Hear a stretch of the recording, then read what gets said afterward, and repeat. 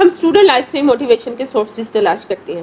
جو انسان بغیر کسی سورس کے موٹیویشن لے رہا ہے اس کی خوش قسمتی ہے. جس طرح اللہ تعالیٰ بعض لوگوں کو زیادہ ذہان دے دیتا ہے, اسی طرح بعض کو موٹیویشن وہ زیادہ دے دیتا ہے. پھر ان کی موٹیویشن زمانے کو ملتی ہے, کئی لوگوں کو افکار سے زیادہ ملتی ہیں, ان کی سوچ اور فکر بہت اچھی ہوتی ہے. جیسے علامہ اقبال کی فکر سے زمانے کو بہت زیادہ فیض ملا.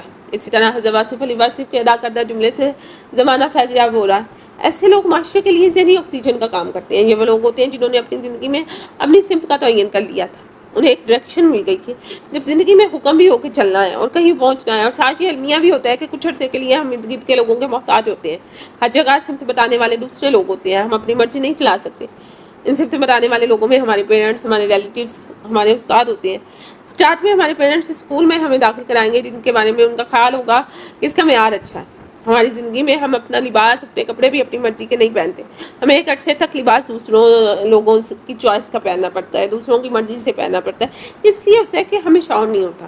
شعور کی آنکھ ہمیں اس وقت ملتی ہے جب ہم محتاج نہیں رہتے, ہم آزاد ہونا شروع ہو جاتے ہیں. زندگی میں ہم آزاد بھی ایک دم سے نہیں ہوتے, ہم آہستہ آہستہ آزاد ہوتے ہیں. پھر خوش قسمتی یہ ہوتی ہے کہ ایک وقت وہ بھی آتا ہے کہ ہم مکمل آزاد ہو جاتے ہیں. کئی لوگ تو بڑی عمر میں بھی آزاد نہیں ہوتے. جب شعور کی آنکھ کھلنے لگے تو سب سے پہلا کام یہ کیجیے کہ باقاعدہ بیٹھ کر غور و فکر کر کے زندگی کو کوئی ڈائریکشن ضرور دیجیے.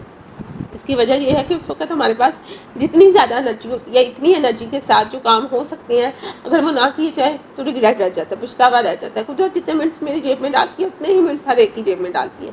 اور آدمی ترقی کر جاتا ہے یا آگے بڑھ جاتا ہے جو ان منٹس کو استعمال کرتا ہے. جو انرجی آپ کے پاس ہے, آپ رات کو سونے لگے تو اپنے آپ سے یہ سوال کیجئے, کیا میں نے ان منٹس کو بھرپور استعمال کیا؟ آپ غلط گاڑی پر 15 منٹ بیٹھنا برداشت نہیں کر سکتے اور 10 منٹ غلط راستے پر سفر نہیں کر سکتے. لیٹس سپوز اگر آپ غلط سفر بھی کر لیں تو پھر بھی دوسری گاڑی پکڑ کر اصل جگہ پر جایا جا سکتا ہے. اگر زندگی کے سفر میں کہیں غلط پہنچ گئے تو کیا وقت واپس آ جائے گا؟ کیا یہ ممکن ہے کہ کوئی بٹن دبایا جائے اور وقت واپس آ جائے؟ یہ ممکن ہی نہیں ہے. آپ کی عمر چاہے کتنی زیادہ کیوں نہ ہو, مگر جب سمت ٹھیک ہو جاتی ہے تو پھر کیا بات. شیخ سعدی رحمہ اللہ علیہ سے کسی نے پوچھا آپ کی عمر کتنی ہے؟ آپ نے فرمایا 4 سال. اس نے کہا آپ کے تو بال سفید ہو گئے. فرمانے لگے مجھے شعور 4 سال پہلے ملا. اگر شعور مل جائے تو پھر ایک ایسی زندگی جس میں سمت نہیں ہے, کوئی ڈائریکشن نہیں ہے, اس میں ایک ڈائریکشن آ جاتی ہے. اگر یہ کہا کہ آپ کی 100 سال کی بے سمت زندگی سے ایک دن کی سمت والی زندگی زیادہ بہتر ہے تو غلط نہیں ہوگا. ہم سب نے ایک جملہ بہت زیادہ اپنے بچپن سے لے کر سنا ہے, شیر کی ایک دن کی زندگی کی غلطی 100 سالہ زندگی سے بہتر ہے.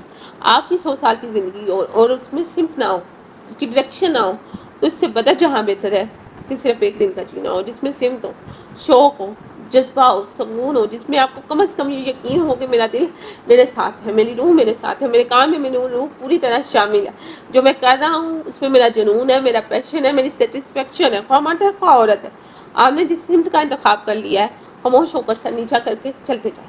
ایک دن ایسا آئے گا سر اٹھائیں گے اور زمانہ ساتھ چل رہا ہوگا. اب حیران ہوں گے میں تو اکیلا چلا, اتنا بڑا کارواں کیسے بن گیا. سچا اکیلا بھی چلے تو زمانہ ساتھ چل پڑتا ہے, اور جھوٹا زمانے کو لے کر بھی چلے تو ایک دن سب اس کا ساتھ چھوڑ جاتے ہیں. وہ اکیلا ہوتا ہے اور ساتھ اس کے اس کا وہم ہوتا ہے. آپ نوکری کر رہے ہیں کوئی حرج نہیں, کاروبار کر رہے ہیں کوئی حرج نہیں, پڑھائی کر رہے ہیں کوئی حرج نہیں, لیکن خدا را سب کاموں کی ڈائریکشن ایک ہو, سب چیزیں جڑ کر ایک دریا میں گریں. یہ نہ ہو کہ آپ دانیوں کی سمت مختلف ہو آپ کی اور آپ کی زندگی کا دریا سوکھا رہے.